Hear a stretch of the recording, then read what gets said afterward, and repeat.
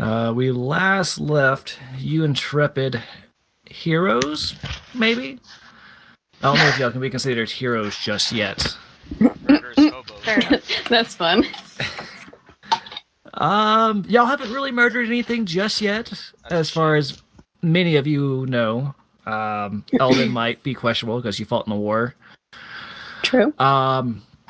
But you all just got done fighting in the arena, dying by a massive black dragon, and the last thing y'all remember is essentially hearing a booming voice say, "Congratulations, you've pretty much finished the test." And then you start waking up. As you all start waking up, you kind of feel the bed underneath you that you all originally laid on when you first came to Grayson's Hold. You're just laying there trying to remember, process everything that happened. A few of you are trying to mix together jumbled memories of remembering, but yet at the same time feeling like you don't remember after dying, that is, in this magical arena of sorts. But as you start coming to, you hear clapping, and out of nowhere, you hear a booming voice go, "Well done!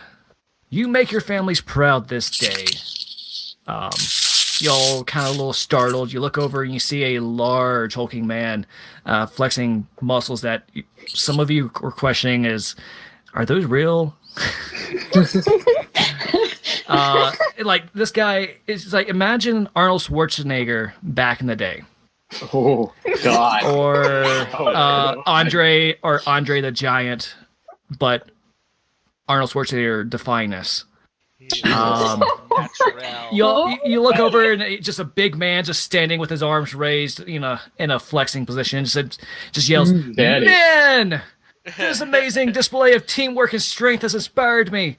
Today, we're going to do 2,000 push-ups, run 20 miles, do an additional 2,000 push-ups, followed by 2,000 sit-ups and 2,000 squats and 200 pull-ups. This is how you should all behave." Of course, the voice is a lot deeper than mine. I cannot get that deep, sadly.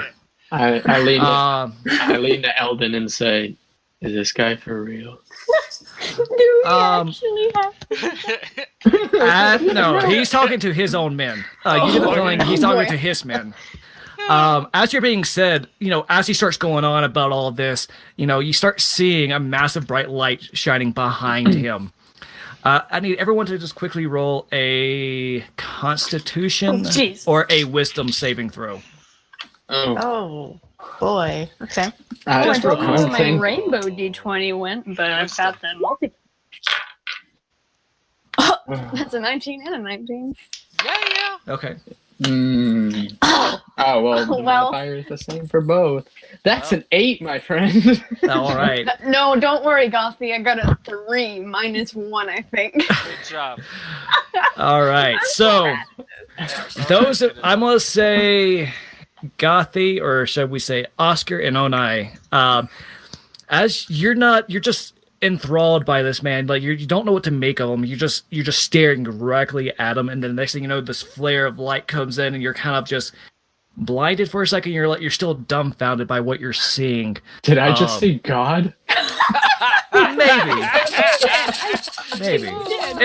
It's debatable. Oh. No, Oscar, I'm standing right next to you. You need to look to the right to see God. Shut up. Let me actually put you guys on what you're actually going to be looking at. Okay. Let me know whenever you're all loaded in. Oh, I'm not next to Oscar, so not Oscar. Eldon. I've been talking to Onai then. Nope. Hey, well, you're blinded, so you think you're standing next to Eldon. So that's okay. I'm next to the badass, so you're all. Yes, you are. All right. So Eldon and Ink, you both are wise enough that once you start seeing a flash of light, you just kind of look down for a second. The light passes, and then you kind of hear someone, Major Stonearm, sir, you're doing it again. And Eldon and Ink, you see a man standing behind this large hulking dude. He's got jet black hair, and he's wearing glasses as he's coughing into his hand. Let me throw up 2 pictures real quick. So this is the big hulking man that y'all see.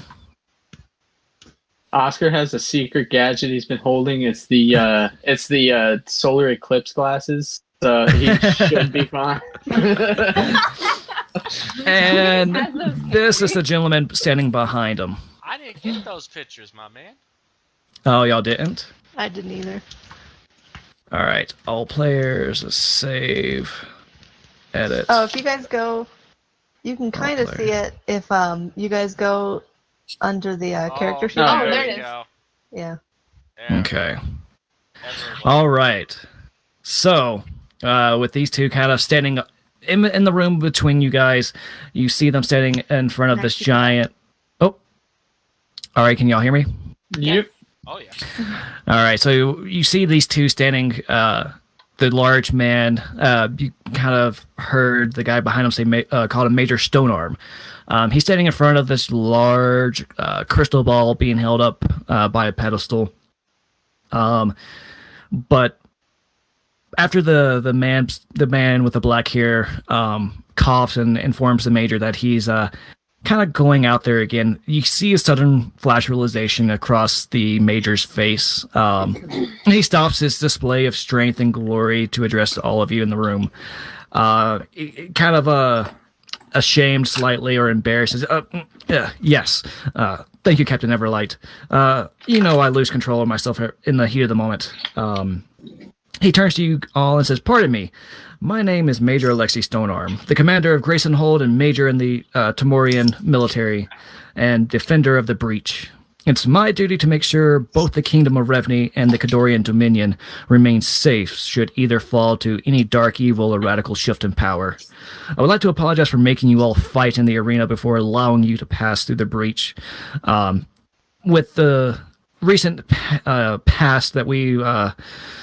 I'm sure all of you know, the recent war, we still have to be careful who we let through the borders. We test all those who wish to enter any kingdom, or even leave for that matter, just to make sure their morals stand true."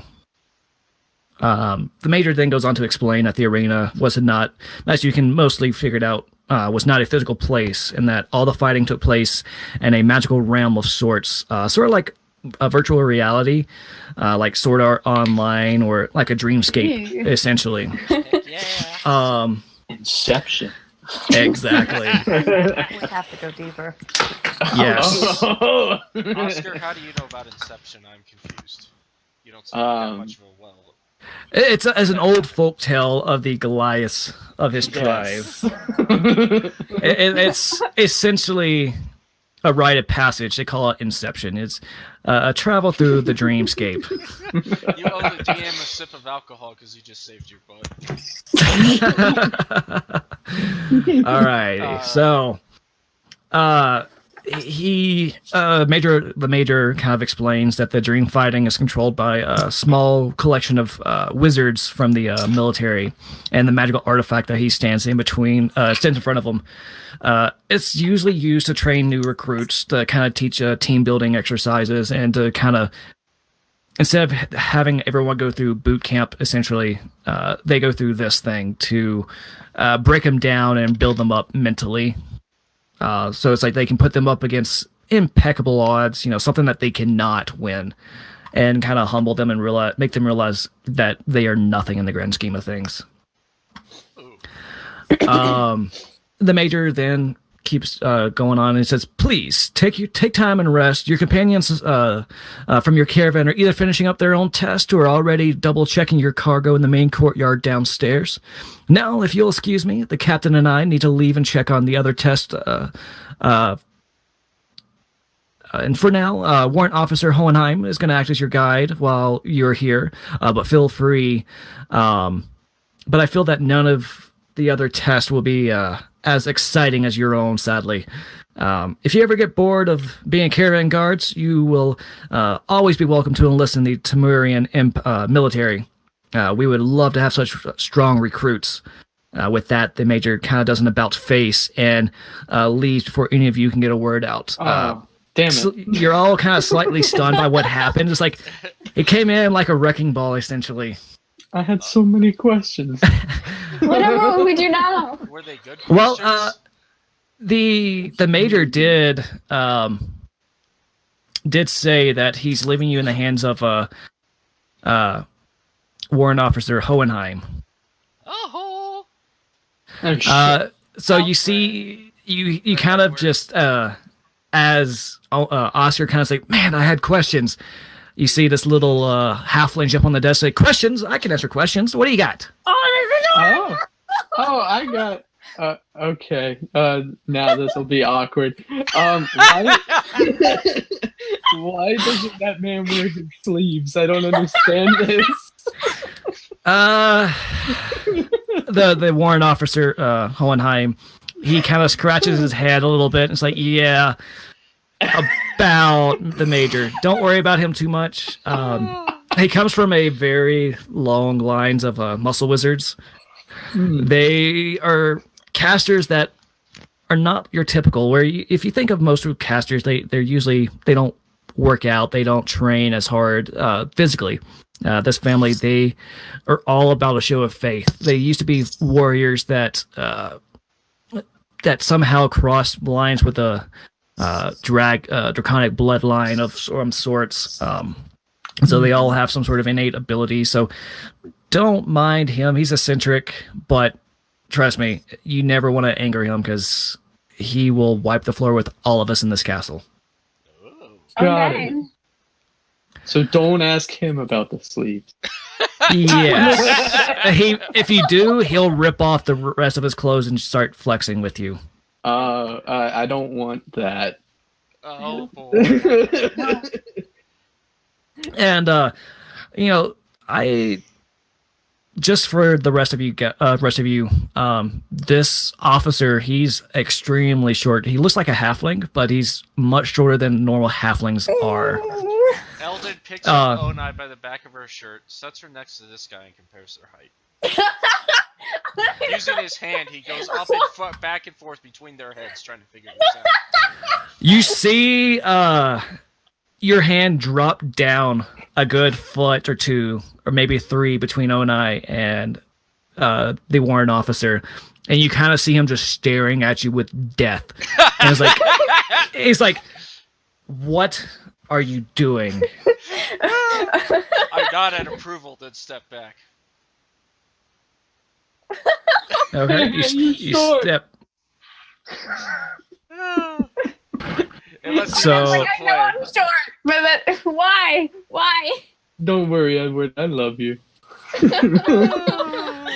And then you kind of just hear him kind of walking. He just kind of starts huffing and kind of walking back to his desk. And it's like, Eldon, Onai, give me perception checks real quick. Oh God, where'd the dice go? What have I brought? Oh, let's roll bad rolls. Why did it fall on the floor? Doesn't count. It doesn't count. It was a 17. Where is my perception? Okay, that's still a 13 plus whatever. I can't. There we go. Okay. Oh, I'm dead. No, you're. Don't think that every time I ask you to do something, it's going to be a death. Perception doesn't kill you. It only makes you stronger. It could if you don't notice something, but This is true. I got a Onai, 13. Eldon, you as the warrant officer walks away, you kind of hear him grumble underneath his breath. Is so help me if any of them mention my height, I'm gonna kill someone.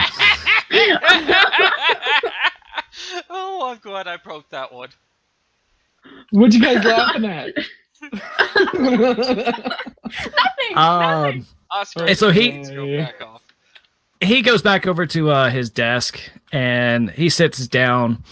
Actually, let me take. I don't think I need to put that there No, anymore. let me do but it that. will. All right, so I'm gonna take these two off the board real quick as I walked away. So it's the four of you. Oscar, you're being checked over real quick by kind of a short man, of average height. Don't touch me there, please. He's checking your vitals, so don't worry. Okay. Oh, he said, "Oh, hi." He says, he goes, "Sorry, young man. I'm just. My name is Dr. Marco. I'm just checking to make sure everything is okay after y'all's test. All your friends have been cleared as well." Oh, okay. And I'll stop with the jokes now that this is serious. he's just pretty much checking your temperature, essentially make sure that your heart rate is stable after the fight, because that dragon definitely elevated everyone's heart rate quite a bit. Oh, just a little. Just a little bit. Well, All nobody remembers the dragons, right? No, you actually do. Oh no. I do. Oh. As y'all were waking up, y'all were processing the information, and then it's like you're getting conflicting information. It's like you remember it, but at the same time, it's like, wait a minute, did that really happen? Okay, it was just that one fight afterwards that the other two forgot it. Okay, exactly. Gotcha. Yeah. All right. As Dr. Marco finishes up his work, he starts kind of walking around and going about his business. Do I get a lollipop? He is like he starts reaching into his coat, patting down, trying to make sure he sees. I got some hard candy. Close enough, yes. right? Onai literally screams and goes over. Can I have some too? He's a meekish mental. He's kind of like, huh. Eldon looks over at Ink trying to figure out he holds out his hands, and you see in his hands just a multitude of different candies. Like, just take one, please. Yes. She politely takes one and then step back and jumps around in circles because she got candy. Ink, do you know what's going on? I just got candy. That's what's going on. Ink has no idea. I'm glad there's at least one sane person in this group with me. Ink's gonna turn to Eldon, and she's gonna be like, "Is this another test?" Oh, I really wish I do. Well, we got candy. That means we passed. Ink must pass this test as well. Dr. Marco comes and over she's to going you. to like snatch a piece, thinking it's like an agility test, and she's gonna try to like snatch it out of his hand as fast as she can. You kind of startle Dr. Marco, and he gets and he kind of drops a few pieces of candy. So he's like, "Here, have some more." You pass. Drops it on the floor. You kind of startle him, and he loses a few pieces on the floor. He doesn't realize it. So I want to try to grab them before they hit the ground. Go ahead and do a sleight of hand check. Okay, let's see if this works. Yeah, you. He has 4 pieces that fall out of his hand, and you manage to snatch up 3 of them. Did Ink pass? Marco looks at you kind of with a questioning look, says yes. And she'll nod at him, and she'll like turn around and like nod at Eldon, like she's like yes. Dr. Marco looks over at the warrant officer. Hohenheim, I'm done here. I'm gonna go check on the other patients. Bye. Go ahead. No, just bye. Oh. So he starts leaving to go check on his other patients. Meanwhile, you hear the warrant officer just laughing his ass off. And so that was funny. I'm gonna have fun telling that story at lunchtime with the others. So, and he kind of sits back and he kicks up his legs up on his desk. You can't really see him because the desk is meant for a normal size person. Would you mind standing up, sir? He immediately takes a pencil off the desk and throws it at your head. Make a dex save. Yeah, let's just see. Yeah, no, he hits you right in the square in the eyes. Oh, God damn it. Can Ink try to deflect that? Too late. Next to him? Dang it. Too late.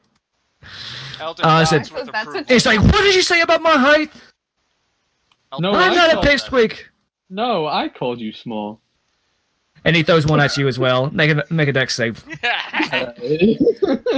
Oh, and I ducks out of the way because it's like right in her Don't line. worry. Oscar's standing above you, so... Yeah. True. Yeah, no, he hits you square in the face. Right Oh. between the eyes. With that pencil eraser. Shit. I don't know And what he- I'm he- gonna do. And he does that, like, while standing on top of the desk. It's like, listen here.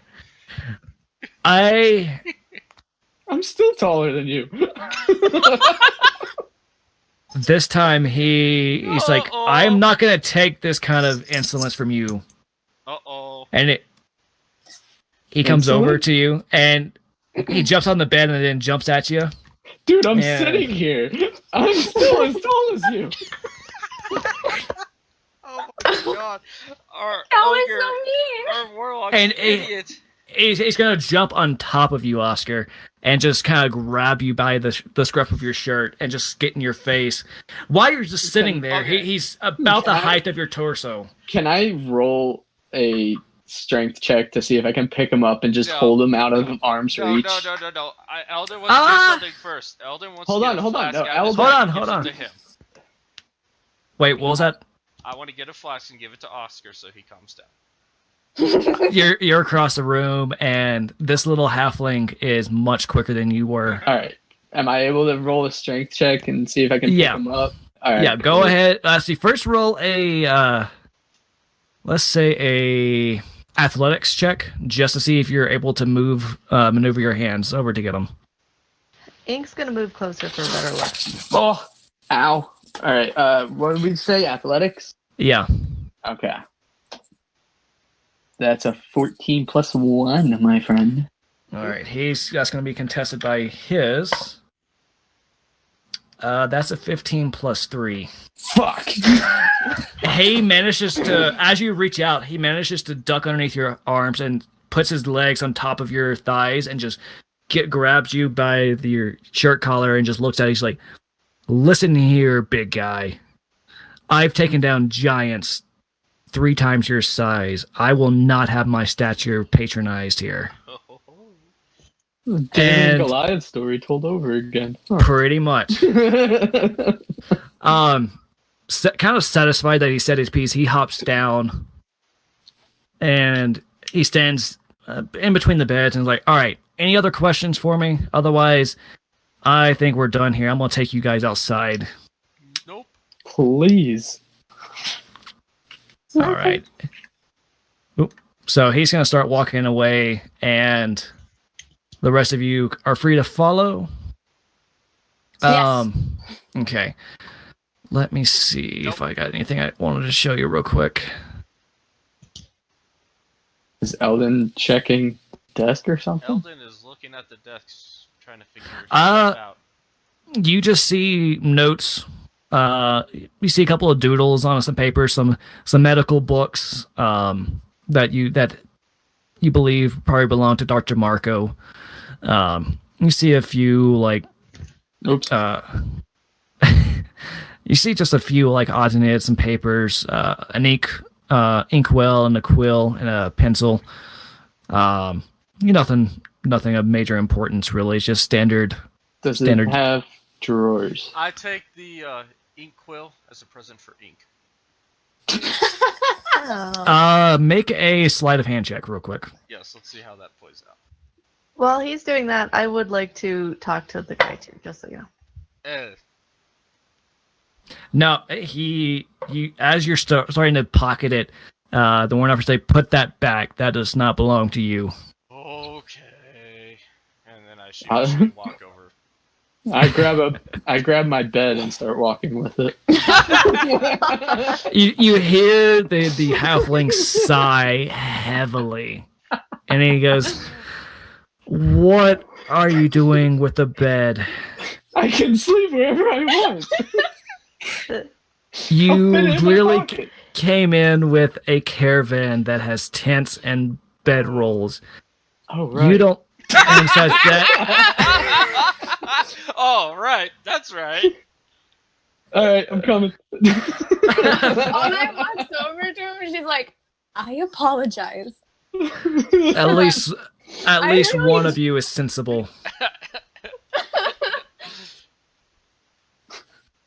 At least you don't have to spend a lot more time with them than you already do. Trust me, some of the people here are worse. That's an accomplishment. Shit, I gotta try Yes. harder. Yeah, Oscar, have some whiskey. I found it. I stole it from. I'm okay. I'm okay. Sure. I'm okay. Oh, Yeah. my goodness. Peter, please don't fall asleep. Jessica, you said that Ink was wanted to say something Yes. to. Sorry. Yeah, she was just. That's quite alright. I was hoping that we could do it in conjunction so it would distract him, but not. That wasn't my intent. It just was something that I wanted to happen. So I wanted Gotcha. to ask. Ink wants to ask you, like, so where have you trained? Like, where did you learn your skills? Is what she'll say because she just saw how he manhandled the Goliath, and she's impressed by that. He looks at her. It's like I trained by the military. I grew up on the streets. Got captured when I was a kid trying to steal some money, and like after several successful robberies, I got captured and either given the option to rot away in prison or serve the military. And Ooh, piece of candy. Ooh, piece. pretty much. Ooh, piece of candy. Ooh, piece of candy. So yeah, he just explains that he just was trained by the military, was part of the scout and the scouting crew, and go ahead and roll a perception check real quick if you don't mind. Ooh. Not at all. Let me just pull up stuff. Actually, roll at an advantage because this is more of a sensory thing. You said perception? Yeah. Okay. Don't we just use the one? Oh, I'm gonna say here we're going with that nat 20 because I said roll with advantage. So Yeah. Oh. you kind of smell blood on this young man. Man. It's like he's seen some shit. It's not recent. Like you can kind of tell the smell of it has penetrated deep into his skin. Kind of like not like unlike a killer, but you can tell by his eyes that he doesn't find joy in the work he's done. Okay. So Interesting. Interesting. Yes. Yeah, Ink will just be like, thank you. And she'll say something along the lines of, your energy speaks of wisdom and experience. Ink appreciates this knowledge. Thank you. And like bow to him. It makes no sense. You're like, what the he hell? kind of tilts his head just a little bit, and it's like, thank you, and he kind of does this half bow back. Mhm. He's like, all right, if there's no any questions, I'm gonna show you the way out of the tower, and kind of lead you. He's gonna lead you back to the main courtyard to where your carriages were left. So Tally ho! let me move you guys over. Wee. All right. So cold. 1 sec. Blocks again. So I'm so cold. we're ready. All right. So, as you walk out, you're reminded of how beautiful this place is, even though it is a military fortress of some sort. I'm gonna show y'all something real quick. Let me know if you see it. Oh, that's so pretty. Oh, that's awesome. So, yeah, it spans. You remember there was a river that runs through the breach, and this fortress is kind of bridging the over the breach and the river that runs through it, kind of spanning from the west to the east a little bit, kind of like a just a massive wall from two sides. Okay. But that tower on the far right of the image, that's essentially where you were at. That's they call it the warrant officer explains it to you. That's the wizard's keep. Essentially, that's where they do all their magical testing and where their spellcasters train and go over their enchantments and everything like that. and now you're cross over the bridges, and you're all the way to the far west, next to the other tower, and that's where the main courtyard is, which is where we're at now. Before you kind of walk up, the officer says, "Well, you can take it from here," and he turns around and said, "Y'all stay safe," and he just kind of walks off. And in the background, you hear someone call him Pipsqueak, and he just jumps up on top and says, "I'm not a Pipsqueak," and just punches him and just knocks him out, and he keeps walking. And good call, my dude. Onai was saying bye, like, in the middle of that happening, and she sees that happen, she's like, okay. She just so, yeah, you guys kind of look around, and you see no one thinking that's out of the ordinary. People just walk over the guy that got knocked out, and then you kind of hear people say, "You should have known better not to say that," and you hear someone say, "Idiot." I'm still gonna make fun of him if I see him again. You would. Oscar, that's so mean. No. Oh, Yeah, I found my friend. no, he's he's definitely someone that y'all want in your corner. Uh-huh. So you guys kind of walk up, and you see Jenkins standing there talking to another man. Let me save this and then show you guys. So you see Jenkins standing next to another dark-haired man wearing glasses. Kind of a slim build. He's you kind of see slightly pointed ears. He's not an elf per se, but he definitely looks like he has some elven in him. As you guys walk up, you hear kind of like the end of like the beginning and kind of the end of a conversation. You hear Jenkins go, "Travis, my old friend, how many years has it been since we last saw each other?" The young man just kind of looking a little stoic. "I say too long, my friend. I think the last time we saw each other was after the war, before our company split ways in Azeron. How I wish I could forget those days." Jenkins pats him on the shoulder and said, "I know, old friend, but let's change the subject, shall we? We have guests. Please, let me introduce you to my caravan's guards." I don't know where the guy is, though. Eldon looks around trying to find Onai. What? Hi? Oh, there she is. I got her. It's so short, I didn't really see her there. Jenkins introduces you, say, "Travis, this is my young Tabaxan friend, Ink, of the Lurking Mist tribe. This is Eldon, a warrior. You might recognize him from the war." And you kind of hear Travis like, yes, one of the Azamarian vanguard. It is good to see. Disguise himself real quick as Eldon. Sometimes Onai just wonders why. He kind of looks back over at you. It's like he's more amused. Like, "Well, I see you found your long lost twin as well." Eldon looks over at Oscar and just shakes his head. Who's Doesn't know what the else to real do. Eldon? I don't know who's the real Eldon. He reaches into Oscar's backpack, pulls out his whiskey since that's his prized possession, and takes it away. Oh, you can keep it, my friend. I'm sure he's got more. I earned the greatest gift I could have given. Oh my god. Oh god. I gotta knock that spell out of you. Anyways. So Jenkins keeps going down the road, and Travis is like, "It's good to see you in good health, young Asimar." I thank you. You too. Thank you. You Eldon, give me a quick intelligence check real quick. I just want to see if you remember Travis. While he's rolling that, I'm just going to say I got rid of the spell. I don't want to be sitting here being Eldon during an introduction. Yeah, so you recognize his face. He looks a little bit different because he's wearing glasses now. Mm-hmm.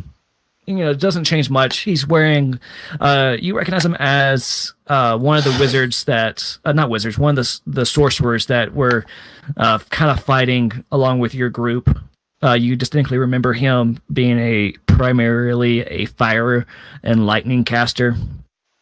I'll walk up to him and shake his hand. He kind of grabs your arm, kind of like the forearm grasp, and is like, and just kind of shakes it and gives you amount of respect.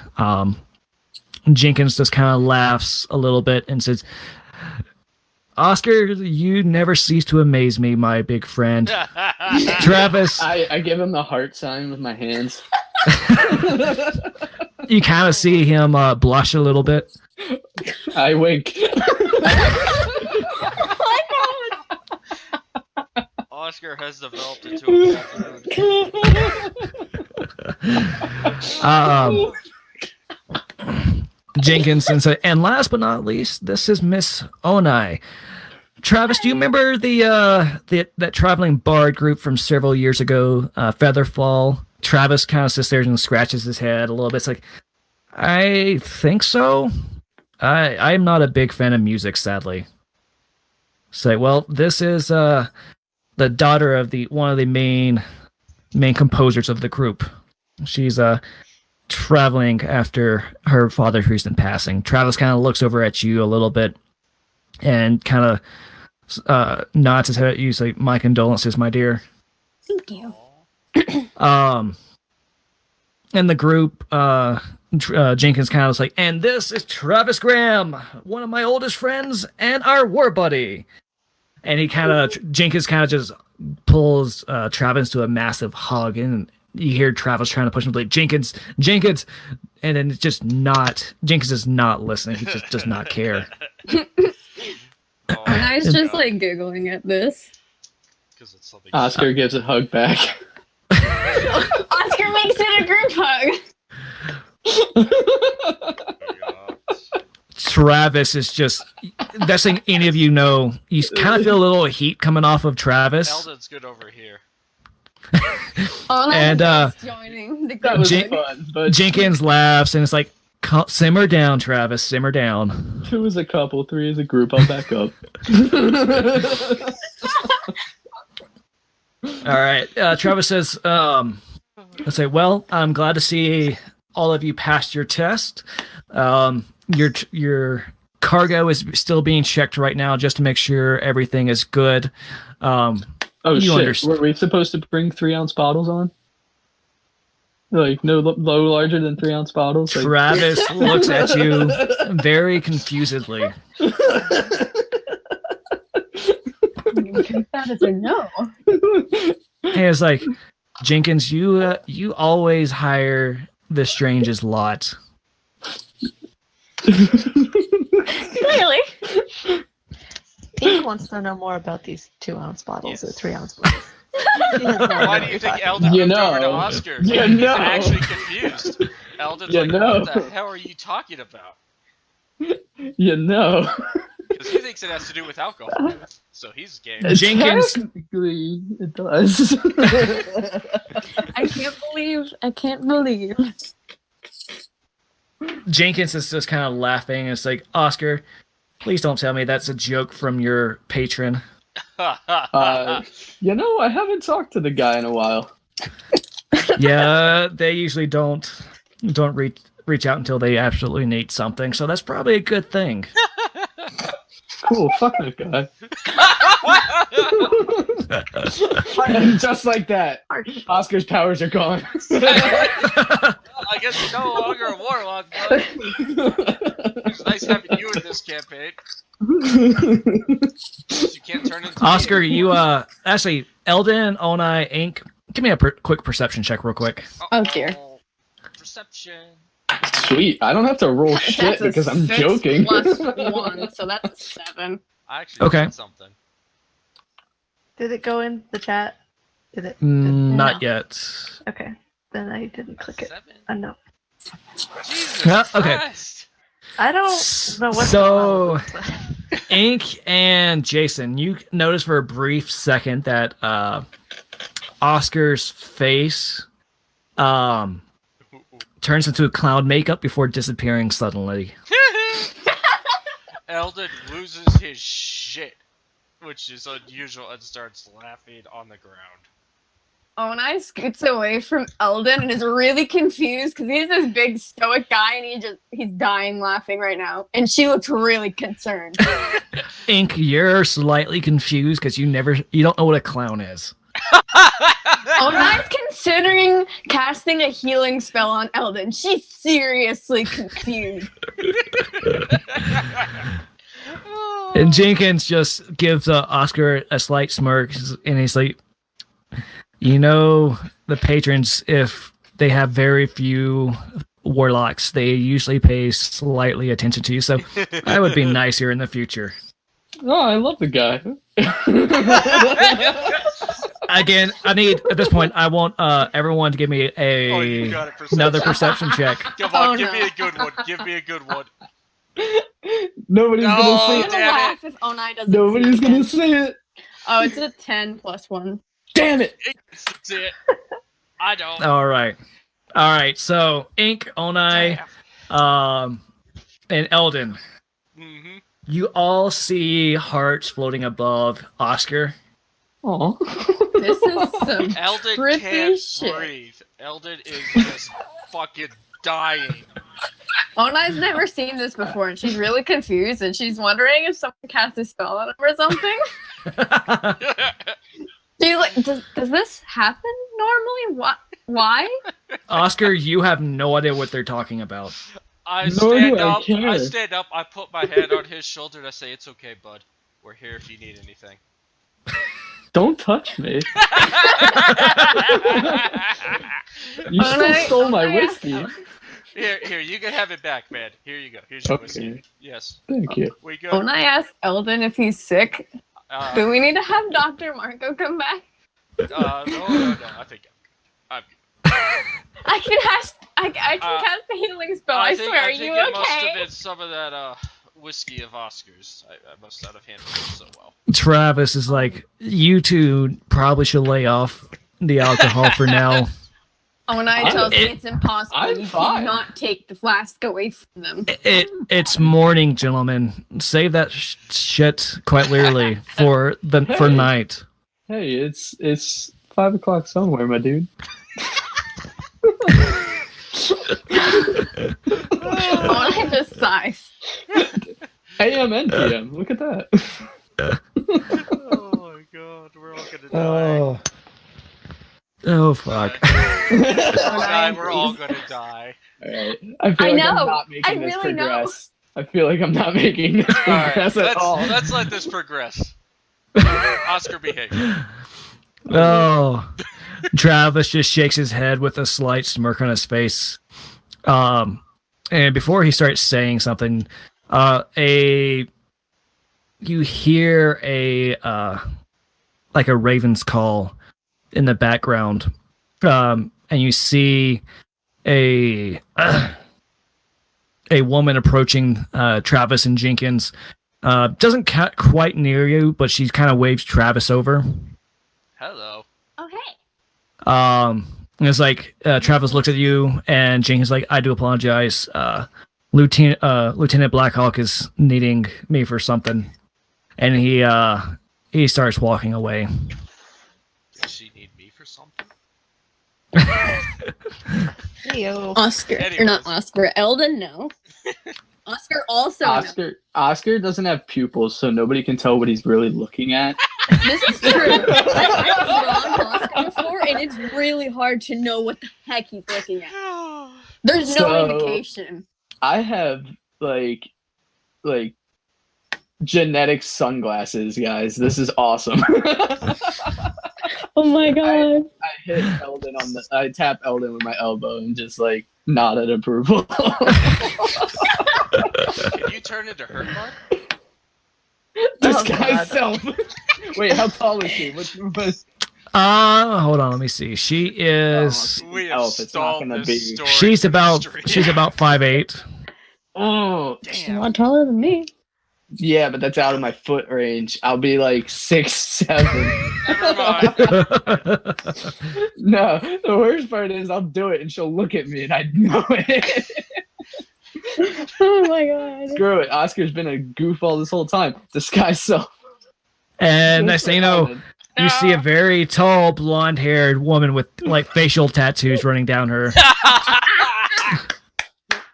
Quite pulling off entirely. I think this is a great moment to send this picture I didn't send to the chat earlier.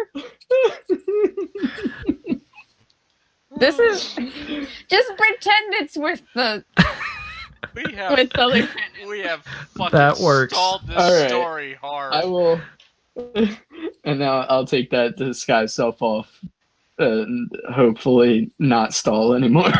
Eldon I'm sighs, sorry, Max. then looks back I'm over. really sorry. Oh, Continue the story. You'll have Continue the time to story. work on those tokens. All right. you guys are all good. All right. Oh, this is awesome. Okay, so as Travis walks away, Jenkins kind of looks at you all and just kind of smiles and is like, "Well done on passing y'all's test, everyone. Hopefully, you take note of whatever lesson that you learned. Yes. Oh, I tell you what, mine was daunting." And he pulls out a flask of like this bluish. It's like a mix of blue and purple liquid mixing together, but not quite mixing. And he takes a quick swig of it before putting it away. He's like, I had to fight a horde of trolls. Thankfully, though, they have no match for Jenkins Penny Dragon of the 13th. Didn't you Not say at it was too all. early to drink? And he's like, drink? No, this is just Kool-Aid.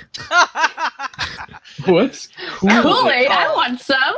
What's cool? And Jenkins walks over to Onai and gives you a flash. Just take a sip, my dear. Hell yeah! And she takes a sip. Quick, roll a constitution save. No, I'm just kidding. Kool-Aid Man jumps out the wall on top of Oh, yeah. Oh yeah! Oh, and I regret that. No, it's when you drink it, you taste strawberries and like a distinct. Somehow the flavors are distinct but mix in. You taste strawberries and then like a blackberry and elderberry kind of taste. This is delicious. Thank you. And she gives the glass back. He just kind of beams at you and puts it away, and then I was like, "Well, let's wait for the rest to come out. I'm just waiting for Grinroll to come back and let me know that the caravan has been cleared for departure. I think we have a few more of our workers going through their test. They shouldn't be another 5-10 minutes from now." As you are standing there kind of mingling about, you see let me pull up a picture real quick. Characters. Where did I not put him in? Oh, NPCs. What's all of this in front of us? It's like you tables. No, those are wagons. Those are the wagons that you've been traveling with. Gotcha. These are the Oh, there it is. the caravan that Jenkins has tasked you with guarding. Which one would be ours? Well, you know that the big one in the middle, the big purple one, that's Jenkins, and you've been kind of either riding on top of it or walking beside it, or sitting up next to the driver for Jenkins. Is there like anything of value in this area? Like, should I I don't know. Should I do like investigation or something? You can do a quick perception check just to see if anything's going on. But you do know right behind you hear a toom, toom, toom from some archers practicing their marksmanship right behind you. You see guards up on the parapets to the north and to the south of you a little bit, just keeping guard. And you see the occasional staff from what looks like a spellcaster. Okay, well, I'm not trying to steal anything. I'm just that's fine. Okay, I'm just setting the tone. Setting the scene. Okay. Yeah, go ahead and if you don't mind, roll a perception check to see if you see anything of value or anything that might catch your eye. Where's perception? There it is. Okay, +1. That's 19 +1. Oh dear God. All right. So on the far west corner of this courtyard, you see a giant pile and stacked up barrels And you see a logo on one of them that Oscar, you're a little familiar with. It's a company that produces brandy and ale. Oh, dear. Oh no, Guys. And it matches the logo on the barrel on the wagon that you've been traveling with, and you know that this is the caravan's own personal stock of ale. I know what wagon is most important. oh, Jenkins laughs, and it's like, yes, that one is very important. Sweet. He said that. I guard it with my life, Jenkins. Good to know. Let me see something real quick. Anything else out of this besides the? No. You see, you kind of hear some barking of a couple of dogs in the area. I just want to say, while they wait, Ona is just humming and saying to herself. She does that whenever there's just free time. Yeah. All right, let me see. Start recording. Okay. We good? Yep. As far as I know. All right. So after a few minutes of mingling around the courtyard, watching the everyday goings on, Onai and Oscar, you just kind of think, I am glad I'm not in the military. Ink, you're probably just sitting there watching the archers train. Any thoughts for you, Ink? No, I'm just taking it all in. She hasn't been to the city before, so everything's fascinating to her. Gotcha. And she's just sitting there quietly, just looking around. Okay. You do see a couple of the soldiers kind of looking at you because they don't see too many tabaxi this far north. But no one is looking at you with any disdain or they're just more curiosity than anything. Okay. I look at them with just as much curiosity. So. Yeah, I mean, Awkward. you see a couple of half-orcs and a couple of different races of dwarves, halflings. It's a healthy mix of people. Ink, don't do it. Curiosity killed the cat. Oh, Did you just? did you really just go there? Did he? Ink's gonna say, she's gonna be like, yes, I have heard this, but Ink does not understand. I never understood the saying either, so it's okay. Of course you did Maybe one day we will find out together. Maybe someday. Yes. I want to try and talk proper to Ink the rest of this campaign. Only Ink. Because Ink talks so proper. It's like, I want to do that. Oh my gosh. All right. So All right. as y'all are looking around, Jenkins, you see him kind of fiddling around with another flute that he has, and he just was playing a soft little tune of his own. As he's doing that, you see some more of the caravan workers start coming out the same direction y'all did, with smiles on their face. You see one lady look a little green. Jenkins kind of waves at one of the other workers and tries to get them to kind of help her. You probably think that she saw a few things that she's not accustomed to seeing. But in all of that, you hear a booming voice. It's like, finally! And you see approaching Jenkins actually, I don't even remember what I have him as. Give me a second. Oh, I didn't realize how clear it got. Oh, you see a kind of a burly, slim-built dwarf walk up to Jenkins. He's still taller than Onai and Ink at 5'7". Holy! But like he's tall for a dwarf, but he's also much slimmer. Like he could probably pass off as a short human if he didn't have his beard. He kind of looks like that. And on his back, you definitely see he has a massive frying pan attached to his back. With the hilt of a sword kind of welded onto the frying pan. Great weapon. That's awesome. So he approaches and says, Jenkins.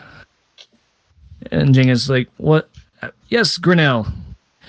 The caravan has been properly stowed. Everything has been given the seal of approval from the guards. It looks like we are about ready to start leaving here in a few. As he's saying this, you see he has a cigar in the corner of his mouth, and every puff he takes, you see a different color smoke coming out of the end of the cigar. You know, the red, blue, green, any color of the rainbow. Oscar's amazed because he's only seen black, so he's just like, holy shit. I think I was with Oscar. That's pretty cool. He's also got an eye patch and kind of out of character. He kind of looks like Wolverine almost. No. Just not as here, let me let's see. Let me see if I can't pull it up real quick. Another picture for you. Let's see. Let's add. I'm gonna need detailed descriptions of all the characters so I can draw. Oh, trust me. I can send you detailed descriptions if you need Heck them. yes.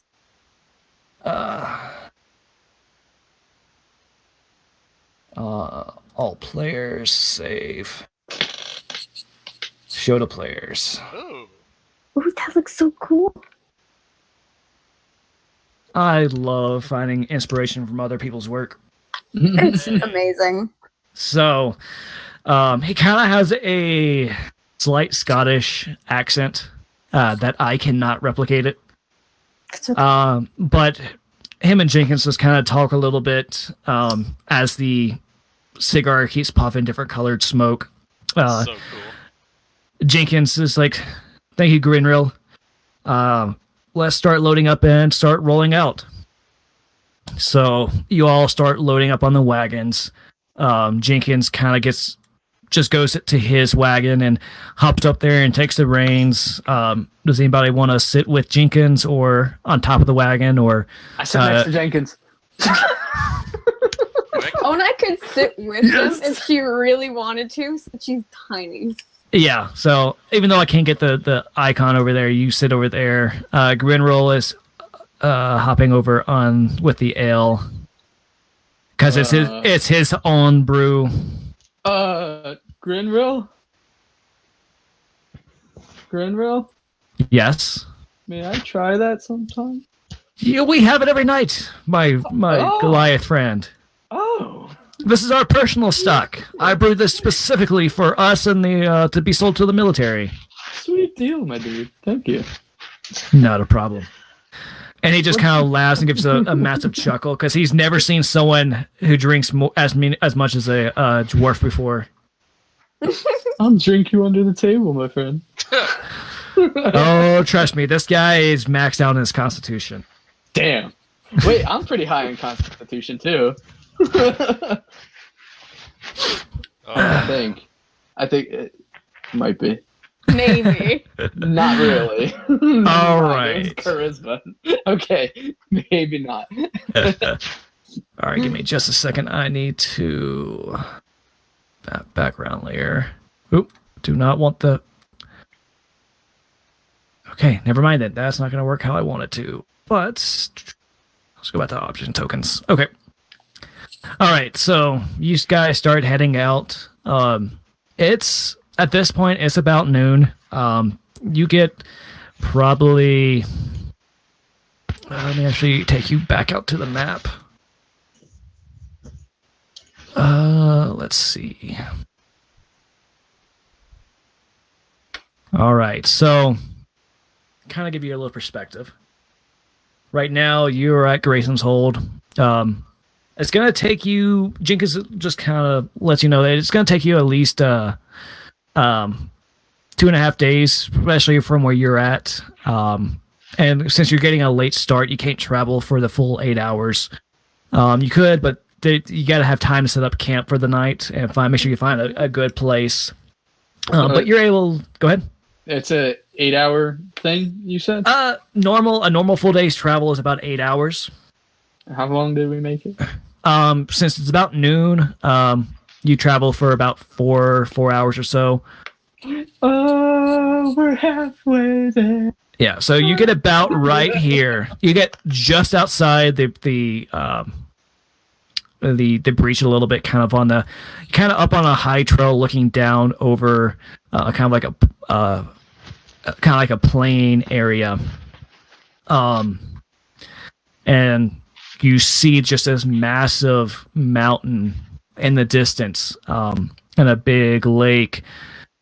With a giant rock jutting up, with the city kind of expands onto way in the distance, probably several days' ride. Okay. Mm-hmm.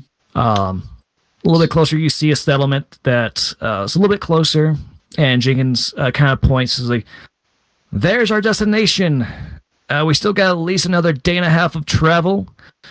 That is Ryan's heart, Onai." He addresses you, like, "That's where I first saw your father, was in that city." That's amazing. The city, the little town, kind of cradles a little a mini lake that's formed from the river that leads from the Evermelt down through the breach. And the Evermelt, Jenkins says, somehow it never seems to melt, no matter how cold it gets. The legends go that the Evermelt, in fact, the flat area that makes up the main area where the capital city of Revni is, was formed centuries ago by meteors falling to the earth, and legends have it that the meteorite actually crashed to land and is still producing some sort of heat that keeps the Evermelt permanently thawed. Interesting.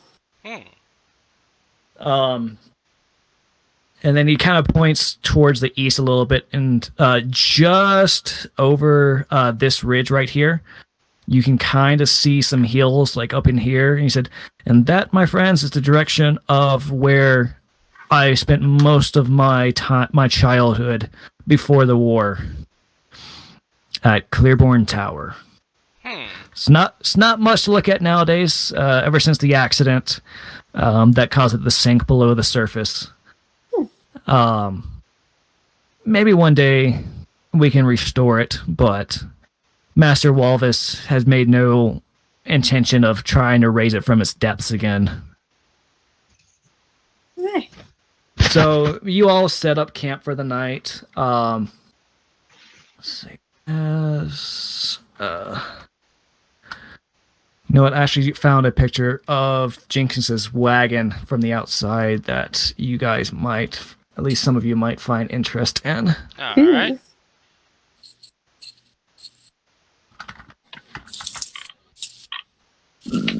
Excuse me. It's so fabulous. Ooh, fancy. Oh, yeah, wow. It's a little bit has a flat spot on the top to where you can kind of sit and stand a little bit, but it's very ornately made with lots of purples and reds. Jenkins has never let anyone inside of it, and I'm sure Oscar has tried to open the door before to get in. No, Oscar's tame. Okay. I'll say Oscar's tame. I'll say Oscar's tame for now. Okay. He is curious, but he's curious about it, but he's tame. Gotcha. Okay. Let me move that over. All right, so you set up camp for the night. Jenkins tells you all to get some rest, that Grinroll will keep guard with his normal collegiate of workers for this evening, especially after the long day, and because Jenkins has definitely heard of the story of y'all's fight, and knowing that it's the first time y'all have gone through it, you all are extremely tired, even Eldon. And you get the feeling, Eldon, that from your military training, that this is one of the few times where you actually need to sleep. Because if you don't sleep, the next day you kind of feel like you're going to be a hindrance to everyone. So it's one of the few nights where Jenkins doesn't have to come up after middle of the night to put you to sleep with a sleep spell. I get you. So you all sleep. The night goes uneventful. And you get up the next morning, make camp.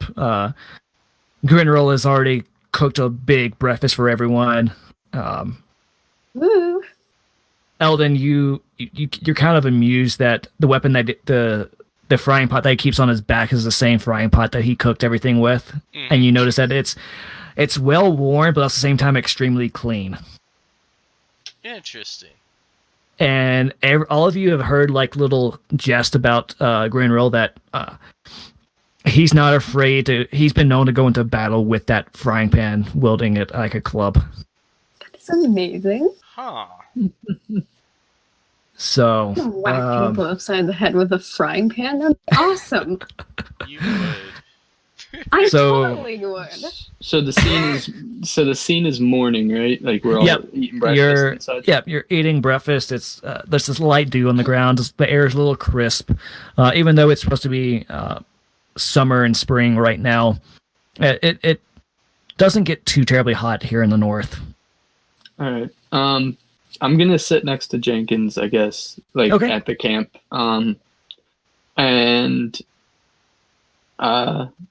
So what's in your wagon? And Jenkins Lincoln, go ahead. I don't want to be nosy, and I know you don't like it. Like, you don't want to talk about it. It seems like, seeing as how it's closed off pretty well, but No, nonsense. It's not. It's no hidden secret. My wagon is a portal to my own home. okay. It's it looks tiny on the outside, but I guarantee you it is much bigger on the inside. And I am not necessarily secretive about it. Everyone in my caravan knows. But I do keep a lot of magical artifacts in there that could cause harm if you're not careful. Okay. I was just curious. As a DM, you kind of do. I'm sure all of you. I know, Jess and Wolf and Jason have definitely seen it. Howl's Moving Castle. Yes. This is essentially Howl's door. Ooh. The magical door. But instead of going to different planes of existence like Howl's does, it links. Jenkins essentially, he kind of holds out a key. He's like, with this key, I can just quite literally open up my wagon here to my house. Front door. Interesting. So it's not and he kind of is like, if you're interested, I can show y'all around. Oh, Sure. I'd love to. Why not? So Jenkins walks over to the wagon and kind of opens the door as normal, and you look in, you just see a normal wagon. You see a cot on one side, and a small wardrobe on the other, and a few crates and a couple of chests. And it's like, this is what it normally looks like. When I have people I don't trust, but whenever I need to actually pop inside my home for something, I can't bring anything out and I can't take anything in besides myself. It's kind of like, it's like a one-way mirror. Like, essentially, you could just walk in and I walk out. I think the closest would be that most of you would recognize would be the Adventure Zone, that room on the train. Yeah. Yes. So it's kind of like that. The pleasure room. Essentially. Yeah. But, Jenkins can go in, he can enjoy his teas and his food, if he has any at the house, but he can't really leave anything.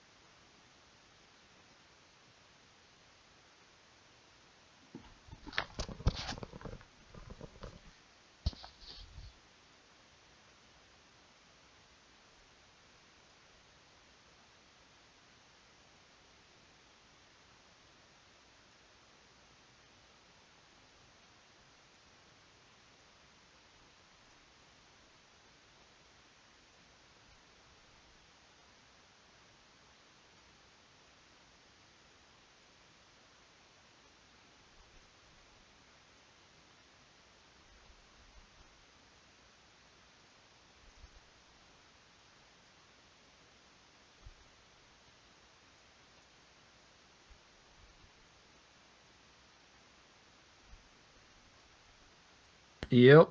Okay, that was weird. Welcome back. There you are. I have no idea what happened, so. Who knows? What's the last thing you remember hearing? Oh, it started to break up all funky, and then... You said we were waiting that we had to camp, and then everything just sort of went stupid. Gotcha. Okay. So you're at the camp. Oscar moved up to Jenkins and was asking him about the wagon. Jenkins explains that it's a normal wagon, but with this key, he holds it out. He can put the key in the door and open the door, and it links a portal back to his home. Back in the city y'all came from. He said he can't bring anything to and from it, or he can't leave. If he brings anything from where he's at right now through the portal, he has to bring it back out. Otherwise, he's just going to get kicked back out. He can interact with everything within the portal. Okay. Think of it kind of like the pleasure room from the train and the Adventure Zone. Rockport Limited. Yeah, but if he goes into it, he can enjoy some tea or a good meal that he has saved up. But when he goes on travels, he doesn't leave food at the house to spoil. But he can sit there, he can mess with his potions and magical items and mess with stuff at his home, but he can't bring any of that back with him. Okay. He showed you the wagon without anything, just normal bed in it with like a dresser or something in it with some boxes and some items that he has stored on the wagon itself. Mm-hmm. And he kind of shows you all around inside his home just a little bit. You can only get access to like the main floor, sadly, because the rest of it's kind of just blocked off. It's not like the same thing where you only have access to one room, but he purposely doesn't let you go beyond the main floor. Okay. Okay. Just for your safety. I'm just gonna say Oscar is very curious of upstairs. He just said that's just where he has his studies and his library and not in like a suspicious way, in a like I wonder what kind of studies and such are up there and artifacts and stuff like that. Like, oh, you can definitely infer that is straight magic voodoo stuff, like stuff that that Jenkins has definitely acquired over a long lifetime. Okay. I was just like thinking to myself, like, in the fact that Oscar is now learning magic, he's curious as what magic is, like, and things behind it and such like that. So that works. And he does explain to you that as he starts telling you more about magic, the classical schools of wizardry, and then the people who are born with an inborn innate magical powers of the sorcerers, and which is how you kind of find out that's how he really got started. Was he was living on the streets, and just one day he could start casting magic, and it was just not tame. He couldn't really control it. And he heard of a school in Revney, so from the streets he just hopped on a caravan one day. Essentially, he joined the circus. Essentially, not really joining the circus, but he jumped in with some merchants, went north, and found his way to the Clearborn Tower, and somehow got accepted, where he learned to be a wizard. Okay. So cool. And he just starts talking magic with you. A lot of it's over your head. Onai, you recognize a little bit of it because some of it does sound more bard-like. Yes. Because it is arcane magic that he's talking about. So you recognize some of it from what your father had told you about.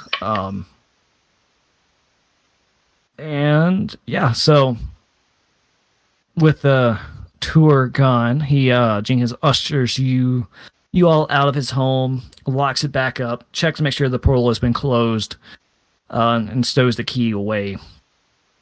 You have a nice house. Thank you. You're welcome. Very neat. I try to keep it clean. Doesn't always happen when I get working on a project or when work has been stressful, but it's a little paradise of my own. But I try not to use it as much on the road, as I don't feel right doing that. Living in luxury when everyone else is sleeping in tents and in their wagons. So, yeah, for the most part, I only go in there when I absolutely must. A nice little getaway. Exactly. Yeah. And so, y'all help stow away the camp and start making your way north towards Reinhardt. Ryan's Heart, I mean. And days going by just fine, and nothing out of the ordinary happens to begin with. And then all of a sudden, you come across something in the wagons. You hear Grinroll up in some of the Grinroll's men, and just say, "Whoa! Whoa! Whoa!" Kind of like holding their horses, trying to make everyone stop. You see Grinroll and Jenkins kind of start walking to the front of the procession. And do any of y'all want to follow Jenkins and them? Yeah. Sure. Yeah.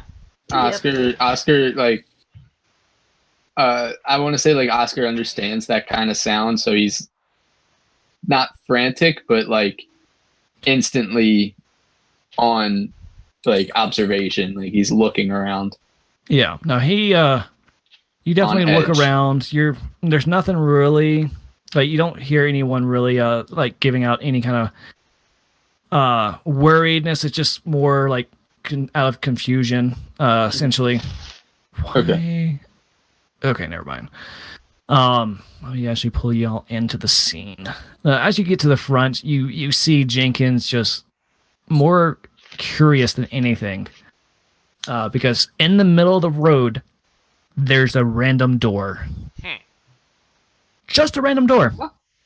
What? Yes. Just a door. One of the door panes are slightly open. You can kind of just see right through it. It's just literally standing there in the middle of the road. I don't think we should go through the door. Jenkins kind of said, yes, this is definitely not normal. Either someone's playing a bad joke on us, or something else is going on. Is it possible to roll investigation, or is there like to see? Is it possible, like, or perception maybe, to see if there's anybody around or near the door? Go ahead, everyone, roll a perception check for me real quick. That's a 20. Holy! Oh, that's a nat. That's a 14 plus 1, so it's 21. Perception's plus 1, so I got a 15. That was the honest way I've ever rolled dice. Wow, I see nothing. I had my dice. I really see nothing. Yeah. Okay. Ink and Eldon, you're just confused by the story. You're just looking at it, dumbfounded. Ink is actually fascinated by this. She doesn't know what's going on. She's into it. Turn of events compared to last time's perception checks. Wolf, Yes. Jason, let's start with Oscar first. Oscar, you kind of see like piles of dirt around the door, like it was hastily dug down and just stuck in the ground. And you see like little foot tracks around the door. You don't recognize them from this distance. You're a little too far away. Onai, you see the same thing that Oscar does, but you kind of see a little ruffling in the bushes way off to the side a little bit, and you kind of hear some faint giggling. Slightly, like very slight, like... That's creepy. Just laughing. She taps the people's shoulders who are next to her and like brings their attention to the bushes, like, there's someone over there. I'm gonna step to the door, but not too close. Like, I want to be, And do I assume that I heard what Onai said, or do I? Yeah, no. Before you left, you kind of heard her whisper a little bit that there's someone kind of off to the side. At this point, go ahead. Do I have my weapon It's up to you. Do I because did we get our weapons or did we have them before? Oh yeah, no. All of your gear was returned back to you. Okay, because I remember you saying that it was going through check or whatever, and that we didn't have them. I just wanted to double check that. No, you're good. I'm gonna just look at the bush then, like not get closer to it. I do want to say something into it though. Okay, what? Let me see how far that is real quick, just to see.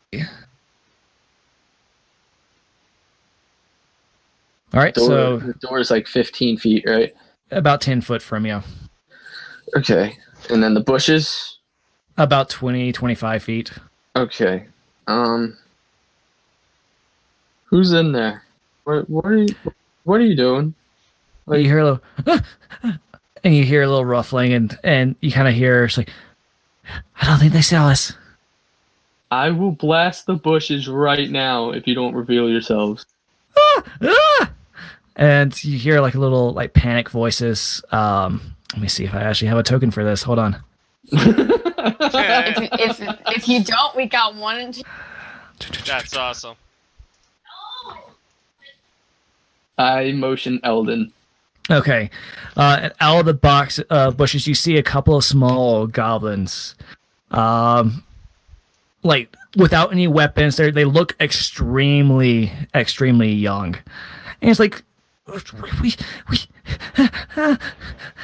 found us. They found us. All right. Listen. Well, you're kind of far away. I can hardly hear you, but listen. Their voice is high pitched, and they look like they're young goblin children. And they don't have control over whispering yet. So okay, I'm gonna step to the right of the door, but keep distance just in case. About right here. Maybe is it possible to be? No, that's too close. That's too close. I wanted to be I guess close to this tree line there. I guess you see where I'm trying to hit. Yeah. No, you're fine. You're kind of right there in between. So I motion Eldon again to move up just a little further. Not that far. Don't worry. I got you. I want Eldon on me, keep distance away from the door, but all right, yeah. I love you, Daddy. All right, anyway. Delivery right now. That's fine. What are you guys doing here? What is this? They kind of are looking scared. The one on the right just it's like jokes. Listen, I'm not gonna hurt you, and I won't unless you hurt me or Trust any me. of my friends here. Oscar, everyone else. You see a 7'6" tall Goliath and these little 2 foot tall goblins. You are a giant to these two. Am I all right with disguise self? Can I disguise myself as something smaller than myself? You can go up to a foot shorter. A foot. Can I be something more nurturing looking, or nice looking? Hold on. I gotta think about this. Will I scare them with that, or will I? Give me a wisdom check. Just a D20 plus your wisdom modifier. Okay. Wisdom's plus 1. That's 13 plus 1. Eh? I got a 14. You don't have much knowledge or much. You never really interacted with goblins or even children, for that matter. The children of your tribe were more. They were more hardy. They were more hardy. They were more little grown-ups. Exactly. But you do know that any show of force or magic, and these two will run. Okay. It's they're using all of their bravery right now, just to come out of the bushes. I'm gonna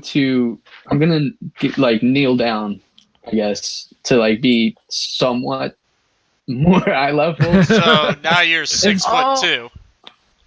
Technically, kneeling down is like half my height, so they're like not half, but you know what I mean. Like it cuts that. Height in half. So you're 4 foot something. I'm 4 feet off the ground. I'm gonna like show them here to hurt them. Okay, they kind of calm down slightly, and this guys, I really don't want to hurt you. Just out of my life, I need to know what the door was. Like it's a prank. It's a joke. It's a door. It's just we found a cabin, old lodge in the woods, abandoned, roof caved in, door fallen off, and we like to stick it in the road and freak people out and watch them, just watch them see what they do. All right, I have nothing against it. I love jokes just as much as you guys, but when it's something like this, it gets scary. There's magic out there. Magic? What's magic?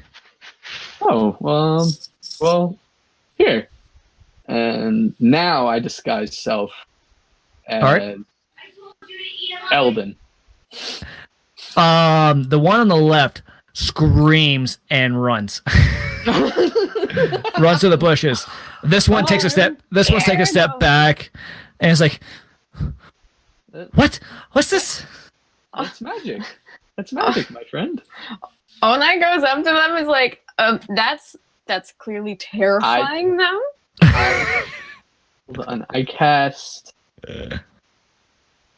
Well, I don't know why I'm doing this. I cast Charm Person. Okay. Like I wanna just. Where's Eldon going? Eldon is doing what Eldon is actually doing. He's actually looking around. He has no interest in this goblin whatsoever. He's investigating throughout the other forest to make sure nothing is there. Ink All wants right. to like sniff the air. I don't want like I don't know if this is like a like this is out of character. If this is like a key, like if this is what we got stopped by, I would like to just dwell upon that. No, go for it. But Eldon's gonna be looking around. Right. Like, can I do an investigation check to see if there's anything going on? Go ahead and roll me an investigation check. Because I don't like how everybody's so focused on this little goblin. Oh my god! You see something that's nothing. green. I might as You well see this not green see and brown. anything. What is this green fur on the ground? Eldon realizes he's in the woods. guys, I'm in the woods. Did you know that? I did it. Onai's like, yes. I'm going to. Hold on, Eldon's guys. gonna 1 go over to second. Ink. 1 second. Just try to say something real quick. Yeah. Sorry. Okay, good. I was worried. Sorry. Ink just wants to smell like in the air and kind of do like a general just sniff to see if she smells anything funky or anything that would be Go ahead alarming or and like a red flag. go ahead and roll a perception check with just roll a perception check. Thank God somebody rolled good. You smell a normal forest. You can kind of smell that the goblin that ran away probably tinkled on himself a little bit. That's palpable. All right. But other than that, everything else smells like it should. I don't smell any like a number of other goblins, or No. if I can differentiate. No, the only smell that you can smell were those two goblins in the area, as far as you're aware. Okay. I'm I'm gonna keep a going- lookout. Basically, I'm still standing on top of the sitting on top of the wagon. Okay. And Eldon still doesn't like what's going on, so he's still, despite not knowing anything, is on edge looking around. I'm gonna get rid of disguise self and say that's it. That's what I am. That's apparently. The little goblin is going to say, "That would be handy. Where can I learn this magic?" I So, I had it in a dream, okay, and I don't know what happened, but I woke up and I could do that. All you got to do is dream. Then I'm gonna go home and dream. He turns and runs away. No. All right, well there goes another warlock. All right. They both walk in the same direction. Yeah, Okay. they both head off to the west a little bit. I open the door now and see that hoping it's just a frame. The door just opens and then falls over. Okay. All right, we're good to go, guys. We're not just gonna ride over the door. You get the feeling that it was Alright, quite fine. literally just two goblin kids just playing a joke or thinking they were playing a joke. I I'm gonna just face your head. I grab the door and I walk with it. And in the back of Oscar's mind, he's hoping Jenkins says something. He looks at you a little confused and is like, "Doors are worth money." Oh my No. gosh. You know, I would like a portal somewhere, but I need a door. So Maybe one day you'll find your own key. I know I'm gonna take the door. So when I find a key, it works. Are we just gonna carry this door with us throughout the entire story? Apparently, be- we're keeping a fucking door. The I was kind of gonna- things you wouldn't imagine to have. It's a trophy of our first fight. I'm kidding. All right, Max. Awesome. Add to inventory. One door. Yes, I got it. All stealth checks are made at disadvantage while carrying said door. Door. I wrote it in big fat letters on my paper. One door. You just got one. Only one door. Guys, I'm one piece in on building a house. Hey, that's very true. Oh my Although god! you Oh my could god! have built the door Hey. yourself. Future team base. This will Oh, be our door. hell yes. I'm It's sold. gonna happen. What- We gotta find the magic key Wait, first, wait, guys. wait. So don't get ahead of yourself. Hang on. What's the weight of the door? Are we gonna encumber our little, not so little Can I- orc? I was actually about to ask something about the door anyway, like with carrying. What about it? Apparently, I was we're not really like keeping carrying. the door. I'm keeping the door.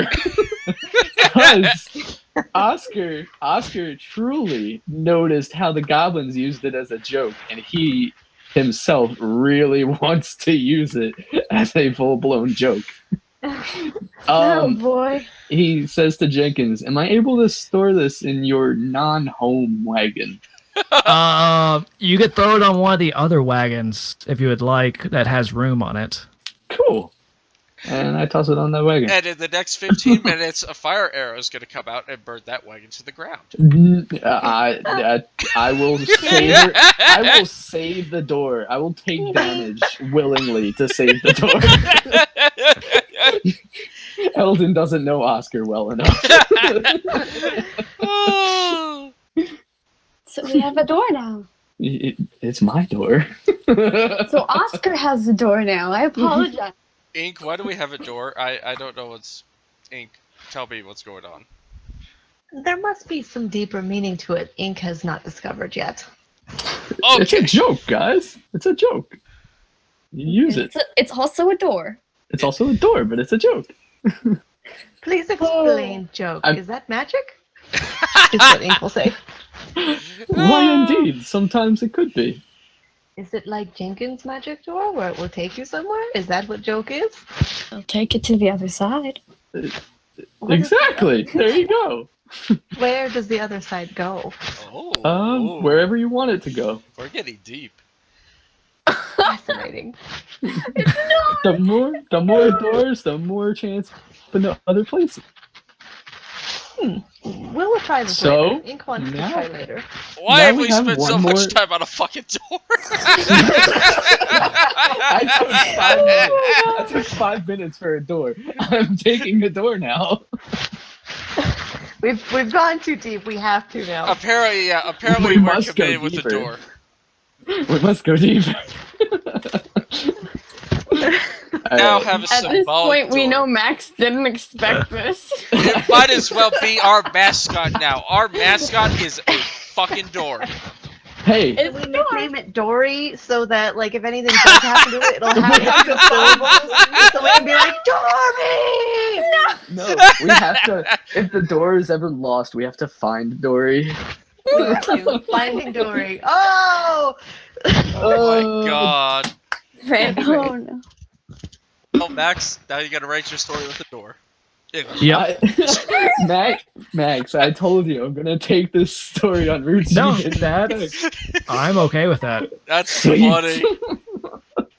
All right. So after the joke said, after Oscar has loaded up the wagon, Jenkins just after that little fiasco, he's still more amused, but it's like, all right, maybe you all should ride out in front. We'll ride right behind you. So you all load back up, and you continue down the road for a number of hours. Nothing really happens. But